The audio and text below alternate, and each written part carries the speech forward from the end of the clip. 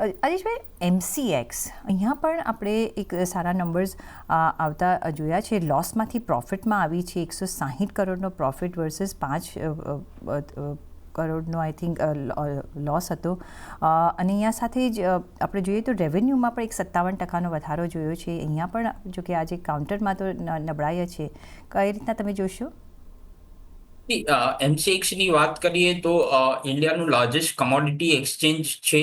આગળ જતા આપણે જેમ ઇક્વિટીમાં પાર્ટિસિપેશન વધે છે એમ કમોડિટીમાં બી પાર્ટિસિપેશન વધવાનું એક્સપેક્ટેશન છે.